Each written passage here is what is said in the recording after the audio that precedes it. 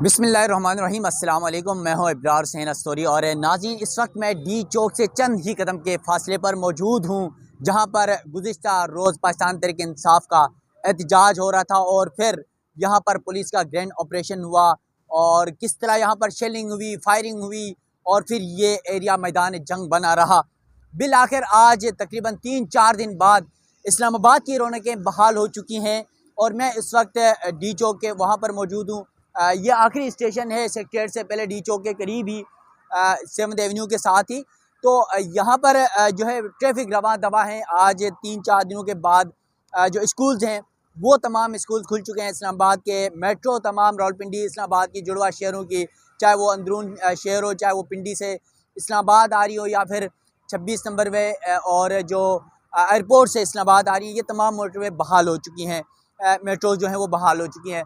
तो इस सिचुएशन में बहुत सारी कयास आराइयाँ हो रही हैं कि गुज़िश्ता रोज़ पाकिस्तान तहरीक इंसाफ के एहतजाज के अंदर शहादतों के हवाले से, हलाकतों के हवाले से कितने लोग ज़ख्मी हुए, कितने लोग मरे, पुलिस के कितने लोग शहीद हुए, कारकुन कितने शहीद हुए, ये तमाम तर मामलात पर बड़ी बहस जारी है। और ख़ास तौर पर कुछ मालूमात भी आ रही हैं और ख़ास तौर पर जो सीनियर सहाफ़ी हैं मतीउल्लाह जान साहब को रात को उठा लिया गया है पिम्स हॉस्पिटल के बाहर से।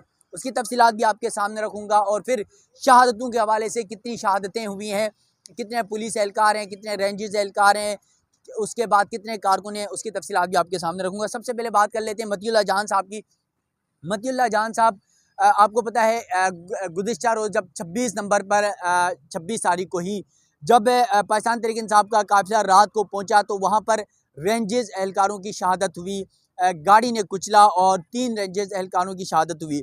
उस मामले पर पहले बहुत सारी कयास आराइयाँ हुई कि पाकिस्तान तहरीक इंसाफ के काफ़िले ने जो है इन्हें रोन डाला है, फिर उस गाड़ी को के मालिक को, ड्राइवर को भी पकड़ा गया। ये तमाम तर मामलात सामने आए, लेकिन मतीउल्लाह जान साहब ने उस एक रेंजर्स एहलकार के भाई से उन्होंने एक शख्स से जो है वो इंटरव्यू किया। उस इंटरव्यू में वो बताया कि जो गाड़ी कुचली गई थी, गाड़ी के ज़रिए जो रेंजर्स एहलकार वो सरकारी गाड़ी से कुचले गए थे, पाकिस्तान तहरीक इंसाफ का उससे कोई ताल्लुक़ नहीं था। इस तमाम तर मामले पर कयास आराइयाँ जारी थी। तो कल से फिर एक नया पेंडोरा बॉक्स ये खुल गया कि पाकिस्तान तहरीक इंसाफ का कारकुनों के खिलाफ डी चौक में, इसी अतराफ में, जहाँ पर यहाँ से दूसरी साइड में ही जो है वो बुशा बीबी और अली अमीन गंडापुर का कंटेनर था, मरकज़ी जो कंटेनर था, कारकुन यहाँ पर मौजूद थे बड़ी तादाद में।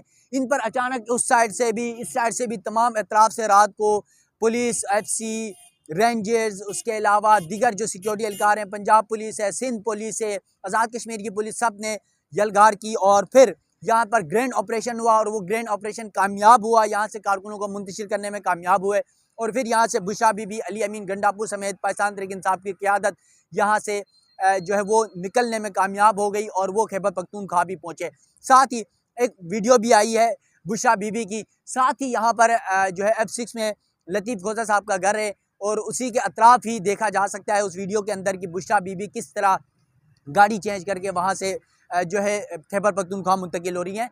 तो इस तमाम तर सूरत हाल में मतीउल्लाह जान साहब जो है वो उस वाक़े के ऊपर भी उनके हवाले से बड़ी कयास आराइयाँ, बड़ी बातें थी। ये हुआ, कोई कह रहा था ठीक है, स्टोरी ठीक है, कोई कह रहा था गलत है, सारी अफवाहें चल रही थी, बातें चल रही थी। तो कल ये शहादतों का जब मामला आया तो बड़ी कयास आराइयाँ ये हुई कि PTI का ये मौक़िफ़ है कि हमारी बहुत ज़्यादा लोग जो हैं वो शहीद हुए हैं, कारकुन जो है वो उनके जामक होने की कहानियाँ पाकिस्तान तहरीक इंसाफ का मौक़िफ़ सामने आ रहा था। तो इस दौरान सोशल मीडिया पे भी बड़ी चीज़ें वायरल हो रही थी। तो कल मतीउल्लाह जान ने अपने न्यू TV के प्रोग्राम में बैठ के भी एक रिपोर्ट वहाँ पर दी है पिम्स और पॉलीक्लिनिक के हवाले से। और उन्होंने कहा कि पॉलीक्लिनिक के अंदर जो डेड बॉडीज़ या ज़ख्मी लाए गए, वहाँ पर डायरेक्ट शूट आउट का लिखा गया है इसके ऊपर। और वाकई वो रिपोर्ट मैंने भी अपने फेसबुक पे शेयर की है क्योंकि दानिश इरशाद साहब ने शेयर की थी और उसके ऊपर तो तकरीबन कोई 25-26 लोगों के नाम है, उसमें 2 का शूट आउट लिखा हुआ है जिनकी डेथ हो चुकी है और बाकी जो है वो ज़ख्मी है और सबको गोलियां लगी हैं, यानी फायर लगे हैं। अब इस सिचुएशन में मतीउल्लाह जान साहब, जब ये कयास आराइयाँ सोशल मीडिया के अंदर चल रही थी कि क्या वाकई पाकिस्तान तहरीक इंसाफ के इतने कारकुन मर गए हैं, शहीद हुए हैं, जाबक हुए हैं, तो ये सारी कयास आराइयाँ चल रही थी, कितने सिक्योरिटी एहलकार शहीद हो चुके हैं। तो इस मामले पर पॉलीक्लिनिक और पिम्स हॉस्पिटल में कहा जा रहा था कि लाशें मौजूद हैं, लेकिन वहाँ पर किसी की रसाई नहीं दी जा रही है, वहाँ एजेंसियों ने कंट्रोल संभाला हुआ है। इस सिचुएशन में जब मतीउल्लाह जान साहब, आपको पता है वो इन्वेस्टिगेटिव जर्नलिस्ट हैं, बड़ी स्टोरियों के पीछे वो भागते हैं। तो कल भी रात को साकिब बशीर जो 92 के सहाफ़ी हैं, वो और मतीउल्लाह जान साहब पिम्स हॉस्पिटल के अतराफ जो है वो स्टोरी निकालना चाह रहे थे कि वाकई यहाँ पर लाशें कितनी हैं। और क्योंकि कुछ ये अफवाहें चल रही थी कि पिम्स के अंदर बहुत सारी लाशें पाकिस्तान तहरीक इंसाफ के कारकुनों की मौजूद हैं। तो इस सूरत हाल में जब कोई मसला नहीं नज़र आया तो वो इस खोज के चक्कर में वहाँ पर थे। तो रात को पता चला कि मतीउल्लाह जान और साकिब बशीर दोनों को नामालूम वीगो डाले ने उठा लिया, और उठाने के बाद G11 में ले जाके साकिब बशीर को छोड़ दिया गया था। मतीउल्लाह जान को उठाया गया। मतीउल्लाह जान के बेटे का वीडियो बयान भी आ चुका है।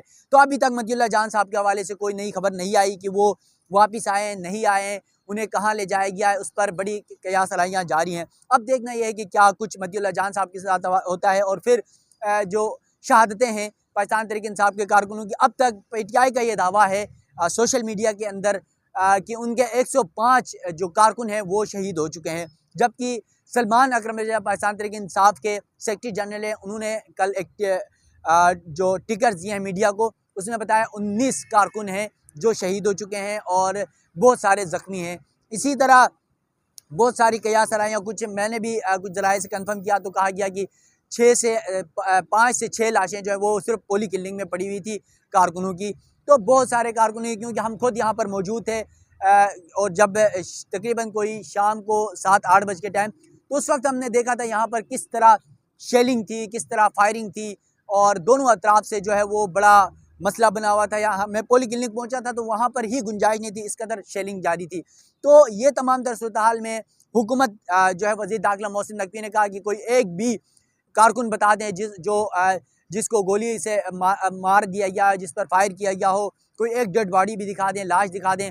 तो अभी तक ये कयास आराइयाँ हैं, लेकिन कहा यह जा रहा है कि पाकिस्तान तहरीक इंसाफ के जो कारकुन हैं वो बड़ी तादाद में, इत्तलात हैं, अफवाहें हैं, सोशल मीडिया पे चल रहा है कि वो जाँबाक हो चुके हैं, उन पर गोलियाँ लगी हैं, उनकी डेड बॉडीज़ गायब कर दी गई हैं। ये सारी अफवाहें चल रही हैं, लेकिन देखना ये है कि इस्लामाबाद के अंदर इतना मीडिया है, इंटरनेशनल मीडिया है, लोकल मीडिया है, सोशल मीडिया है, सब कुछ होने के बावजूद क्या पॉसिबिलिटी है कि इतनी लाशें छुपाई जा सकें। तो इस तमाम तर सूरत हाल में मामला अभी लाशों का है और डेड बॉडीज़ का है, कितने लोग मरे कितने लोग नहीं मरे। हुकूमत को भी चाहिए कि उस हवाले से कंप्लीट एक डेटा जो है वो फराम करें, कितने सिक्योरिटी एहलकारों की शहादत हुई, कितने कारकुनों की शहादत हुई है। और इस तमाम तर, क्योंकि सिक्योरिटी एहलकार भी पाकिस्तान के हैं, PTI के कारकुन भी पाकिस्तान के हैं, तो दोनों तरफ से जो शहादतें हुई है वो तमाम तर सूरत हाल अवाम के सामने आना चाहिए, अवाम ये जानना चाहती है। तो मैं D चौक में मौजूद हूँ। आज तमाम शाहराहें खुल गई है। रेड जोन में फ़िलहाल D चौक पे कंटेनर रखे हुए हैं, बंद कर के रखा हुआ है। सिर्फ जो रेड जोन के जाने के लिए मार्गिला रोड समेत जो दीगर रोड्स हैं वो खोल दिए गए हैं, और D चौक के अतराफ रास्ता बंद है। प्रेस क्लब के सामने भी बंद कर दिया गया है और वहाँ से गाड़ियाँ नहीं जा रही है।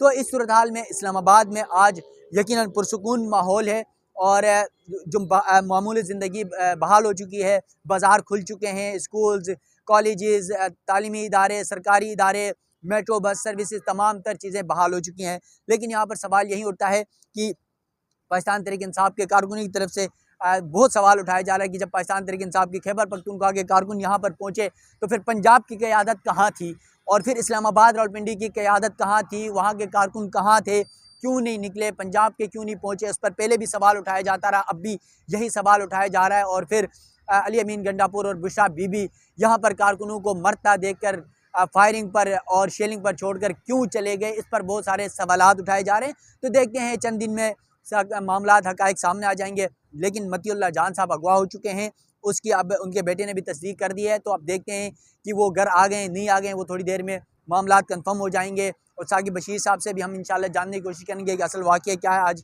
हमारी कोशिश होगी उनसे मिलके कि मैं उस पर भी वीडियो करूँगा साकिब बशीर साहब से भी कि हुआ क्या था, इस वाक़े की असल हक़ाइक़ क्या थे, उनसे जानने की ज़रूर कोशिश करेंगे।